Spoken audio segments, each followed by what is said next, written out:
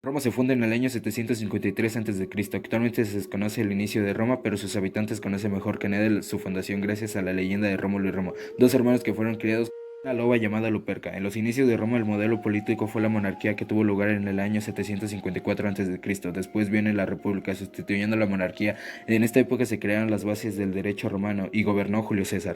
Último viene una fase imperial. Se podría decir que es la más bonita y reconocida en la historia de Roma, ya que en esta época las fronteras de Roma se extendieron a límites impensables. Tenemos que tomar en cuenta que además de que Roma es importante por sus antecedentes históricos, también lo representa su arte, que es en lo que nos enfocaremos. La primera forma de organización política fue de tipo monárquico, nos lo confirman los restos arqueológicos y la tradición. En las excavaciones llevadas a cabo en la Regia, casa donde vivía el rey del Foro Romano, apareció un vaso de buchero fechado a mediados del siglo VII a.C. En el periodo de monarquía nos vamos a encontrar con varias obras de arte, además de una arquitectura increíble. Luperca, muy controvertida respecto a su origen y datación, se trata de una figura de 75 por 114 centímetros que representa una loba en estado de amamantar a sus lobeznos, que en este caso se sustituyeron por sendas figuras de los niños Rómulo y Remo.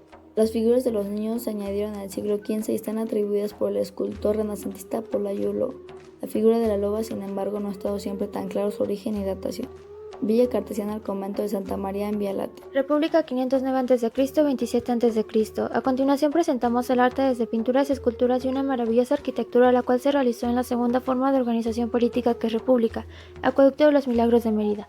El Acueducto de los Milagros era una de las conducciones que en época romana suministraban agua a la ciudad de Mérida Augusta, actual Mérida, España, siglo I. Puente romano de Mérida. El puente romano de la ciudad española de Mérida es considerado el más largo de la antigüedad. En los tiempos del Imperio Romano, la obra se elevaba sobre el río Guadiana a lo largo de dos tramos separados por un tajamar. Siglo I. Acueducto Segoviano. El acueducto de Segovia es un acueducto romano que lleva aguas a la ciudad española de Segovia. Su construcción data a principios del siglo II después de Cristo, a finales del reinado del emperador Trajano. Arco del Séptimo Severo. El Parque Arqueológico de Segovia es un importante yacimiento celta romano situado en torno al llamado Cerro de Cabeza de Griego en la localidad de Salices, siglo IV a.C. Segovia. El Parque Arqueológico de Segovia es un importante yacimiento celta y romano situado en torno al llamado Cerro de Cabeza de Griego en la localidad de Salices, siglo V a.C. Poder y gloria, siglo IV, basada en el poder que tenían celebrado los juegos romanos donde luchaban con animales salvajes. Mosaico romano o Venatio del cazador de la pantera. Venatio, en la antigua Roma, es el nombre que recibían los espectáculos que se celebraban en el circo y en el que intervenían animales exóticos y salvajes dentro de la celebración de los Ludi Romani. Siglo V. Una de las esculturas importantes de este periodo es la escultura de Ara Pacis. Es un altar y monumento dedicado a la diosa romana Pax, erigido por el Senado romano para celebrar las victoriosas campañas de Augusto en Galia e Hispania y la paz por el impuesta a su retorno triunfal. Construido entre el año 13 a.C. y el año 9 a.C. San Giovanni Laterano es la catedral de la diócesis de Roma donde se encuentra la sede episcopal del obispo de Roma. El Papa surgió en el siglo IV. La Basílica de San Juan de Letrán es por tanto la basílica más antigua del mundo. De hecho, procede de la fundación de la Basílica de San Pedro. Boca de la Verdad de Roma. Espera cerca del Trastevere que los osados visitantes introduzcan la mano por la abertura y no mientan sino quien se mordidos. La boca de la verita es de mármol y representa la cara de un hombre con barba y largo cabello que tiene la boca abierta. Su nariz y ojos también son huecos y su gran tamaño impone al verlo frontalmente. Plaza Apolo. En el 1099 el Papa Pascual II construyó una capilla sobre el mausoleo de los Domicios en donde estaban los restos de Nerón. La construcción de esta capilla fue subrogada por el popolo de Roma. Obra Isaí Peniche. El frontal del aseo de Urgelio de los Apóstoles. Pintura de arte romano se dedicaban a la decoración de las casas y de los palacios, 40 al 30 a.C. Cavallini fue el pintor más influyente de su tiempo. Se formó la tradición del arte bizantino, pero abandonó la estilización de aquel y buscó el arte de la antigüedad clásica, su modelo 240 a.C. Boxer Arrest, 329 a.C. La estatua representa un boxeador sentado con los brazos apoyados sobre la rodilla, la cabeza vuelta hacia la derecha y ligeramente levantada con la de boca abierta. La figura desnuda, excepto con los guantes de boxeo que son tipos de griego antiguo, con tiras de cuero unidas a un anillo alrededor de los nudillos y provistos rellenos de lana.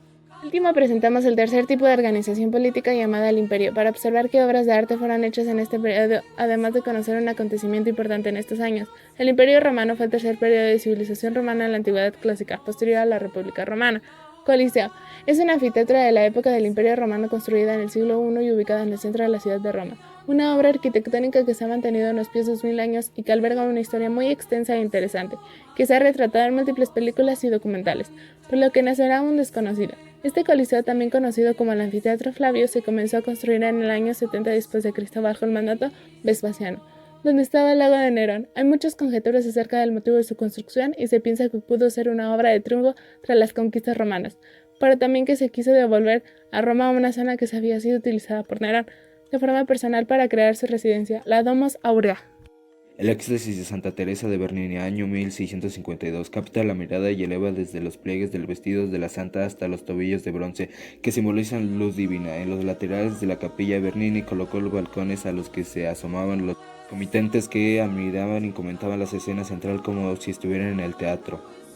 Pompeya está situada en el sur de la península italiana, concretamente en la región de Campania. Tenía la tierra muy fértil, el sector ganadero contaba con importantes cabañas de cerdos y ovejas que favorecían a la vez el desarrollo de los batanes, pequeñas industrias textiles generalmente de índole familiar. La economía de Pompeya tuvo además una de las estrechas relación con el mar por su privilegiada situación en el Golfo de Nápoles. Desarrolló también una fluida actividad comercial gracias al transporte marítimo y a su destacable red viaria. Su prosperidad económica quedó reflejada en la rica decoración de sus villas y comercios en las que abundaban frescos y pinturas todavía visibles.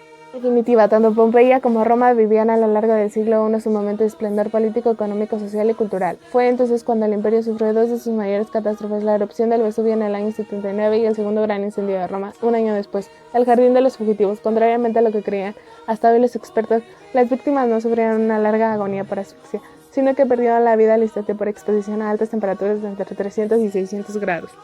Los moldes de los cuerpos presentan lo que se conoce como cadáver span, una postura adoptada únicamente cuando la muerte es instantánea. De ahí que los investigadores lanzaran la hipótesis sobre cómo murieron los habitantes de Pompeya. Vista de las ruinas de la ciudad de Pompeya con el Vesubio al fondo.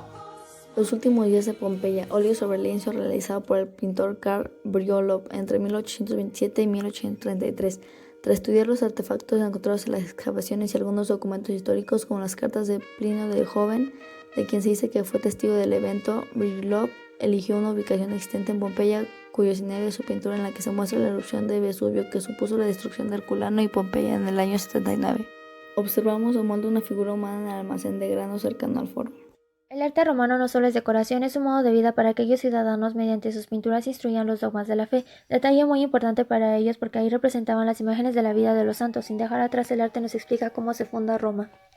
Conocer el arte romano es de gran apoyo. No solo conocemos nuevas técnicas, sino que nos damos cuenta de cómo poco a poco ha ido evolucionando el arte hasta llegar a ser lo que hoy es hoy en día. Gracias a los antiguos pueblos, el arte hoy en día es un medio de expresión que está ligado con la sensibilidad de las personas.